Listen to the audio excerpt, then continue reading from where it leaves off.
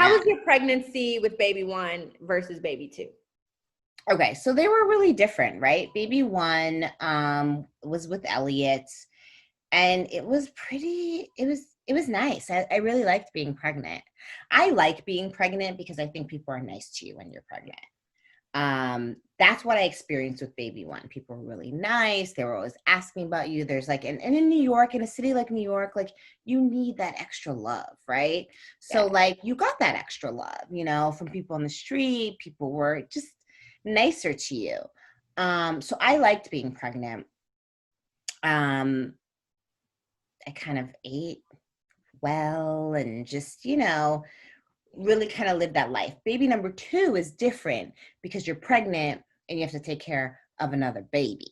So it's like a whole different ballgame. But my pregnancies were also like completely different from one another. Elliot and Cole are 4 years apart. When I had Elliot, I was pregnant, obviously. But I didn't have any real issues. I had a vaginal birth.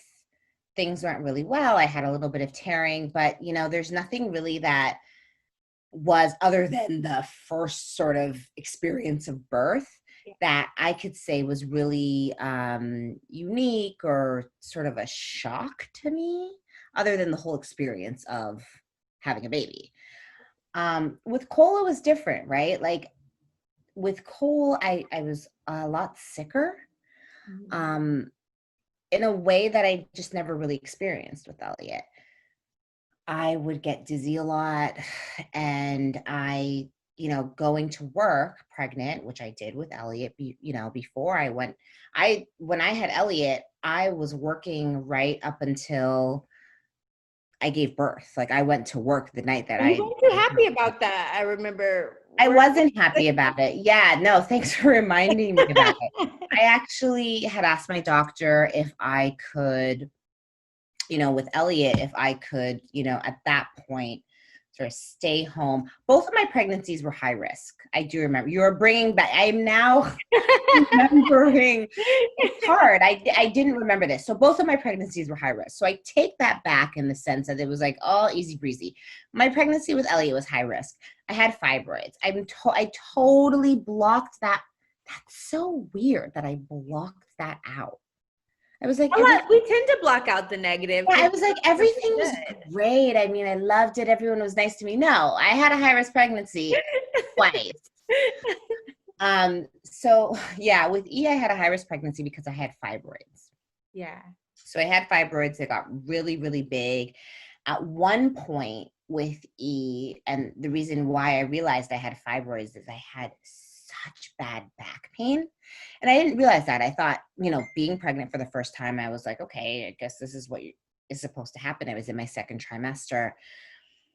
And I just had really bad back pain and I was using like hot packs and just really uncomfortable, thinking, okay, this is pregnancy. And then one night it became unbearable to the point where I was like, something's wrong. So we went to the hospital. And that's when they realized that, I had fibroids. They knew I had fibroids from the beginning, but they were just growing and growing. Like growing. And at that point, And at that point, they switched me over to a high-risk doctor. Mm-hmm. And I was monitored and I never had one of those really, really bad sort of painful moments where I had to go to the hospital again. But at the same time, as I was nearing my pregnancy, and at the time I was, I'm a lawyer, I was working in and out of court on my feet. Boss mom. Okay, guys. In the court. I asked my doctor, my suits weren't fitting. I asked my doctor, can I stay home now? And my doctor was like, no, which is fine. Like I worked. I did it, and I basically gave birth like a week late, and the pregnancy for the most part went okay, but I did have a high risk pregnancy. It's so weird that I didn't remember that. I think that's really bizarre, and I think you're right. I think that women block that stuff out, probably because if we always remembered it, we would never have kids again. So right. Yeah. And I think also too, what I'm doing is I'm in comparison to Coltrane's birth, which was the most recent birth, that was like a piece of cake. Yeah. Those fibroids, I would have totally loved to have them back, because with Cole, you know, it was a lot more complicated in that I didn't have the fibroids. I was really excited because I thought that was going to happen. They were going to grow again with the pregnancy. I didn't have the fibroids, but what ended up happening was I was diagnosed with gestational diabetes, which I had not been diagnosed with Elliot. So that was a real bummer, you know. And it's very common. Yeah, It's very it is. common with Black women, with women of color, You but you know, so healthy and too, and you yeah, you know, I had been working out. yeah. Look, when you're pregnant, you're not always eating the best, but I was trying to be as healthy as possible. I was working out, and I also didn't have it my first pregnancy, but every pregnancy is different.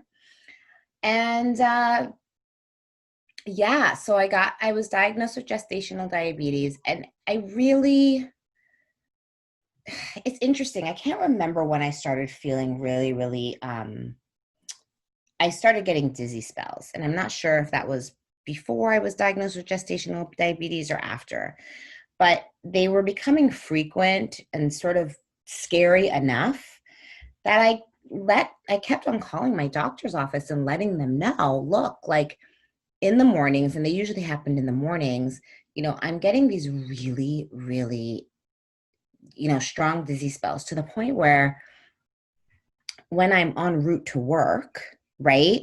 And by en route to work, I mean on the train, about to get on the train in New York City, Yeah. I literally have to sit down on the platform because I feel like I'm going to pass out. Yeah. That happened more than once. Wow. Where, you know, fortunately, I remember a construction worker like came by and gave me a bottle of water. A lot of people walked by me. I mean, they were not so nice the second pregnancy. I got more love the first pregnancy. But I really like, I mean, that was something that had happened to me where I was feeling these dizzy spells so badly that I had to sit down wherever I could. Yeah. And I remember telling my doctors, and I remember because I saw a series of doctor. The way that my doctor's practice was is that you have to sort of visit every doctor in the practice because, you know, it's possible that one of them could be delivering the baby. So you really have to kind of have this With the rotational relationship with um, uh, interaction with them and relationship with them. And everyone was like, you know, that's normal. You know, I don't even know what the explanation was. I can't even tell you, Shelby. I can't even tell you what they said to me. But the bottom line was, you know, that's normal. nobody was taking Trying, it serious. no one was taking it seriously. And it was like, try and eat protein in the morning and just like some weird stuff that wasn't helping. And then I thought, okay, maybe it's because of the gestational diabetes, right? Like my blood sugar levels, well, whatever was going on, it wasn't okay, right? Like I wasn't feeling okay. But because it was so normalized in their minds, I kept on kind of reporting it and it was so normalized. I then began to normalize it and be like, I guess it's just because I have gestational diabetes. I guess it's, you know, I have to try and eat protein in the morning. And, you know, that continued for a while until, you know, it sort of crescendoed and ended up fainting in a Starbucks Crazy. before work. I mean, and I was super pregnant at this point. I was 8 months pregnant. Yeah. I've I never flipped out. I remember when I got the call that you fainted, I was just like, what? Like, I'd never fainted in my life. yeah. And what had happened was I had that familiar feeling. So I knew when it was coming, you know, and what I usually did was try to find anywhere where I could sit. And it usually happened in the subway. And that was also the explanation too. It's like the different altitudes and just a bunch of nonsense. But it happened in the Starbucks when I was ordering, you know, like my breakfast and my coffee, and not even coffee, a tea. And I remember I had that sort of that feeling was coming on, that dizziness, that weakness. And I said, okay, I know how to handle this. I'm going to sit on the windowsill. It'll be fine. It'll be fine. the next thing I knew, I was on the floor. I had no idea what happened. I woke up on the floor and there were a bunch of people over me and freaking out. A Yeah. Starbucks barista, Barista. barista was like, I called the ambulance. You fainted. Oh my gosh. Your eyes rolled. I mean, he was just telling me all the details of what I did. I was like, okay, thanks. He's like, your eyes rolled in the back of your head. I was like, all right, you're scaring me now. And people were really freaked out because they saw this full on pregnant woman just like slump to the ground and faint on the floor. Yeah.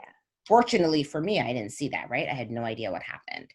Yeah. And then at that point I went to, and it's still, like I still was just like, oh my gosh, what's going on? I went to the doctor. Dylan, my husband, met me at the doctor's office. And then that's when they admitted me into the hospital and I stayed overnight. And I have to tell you,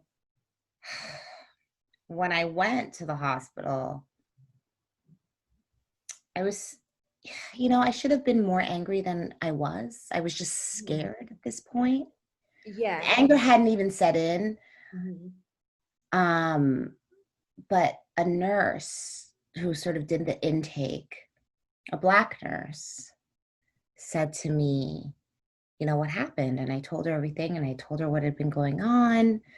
And I told her that I had been told that this is sort of normal. And she's like, this is not normal. Yeah. She's like, this is not normal, honey. She's like, and you know how they like to do us.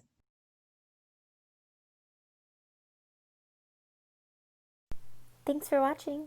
Don't forget to like, subscribe, and hit the bell for notifications. See you next time.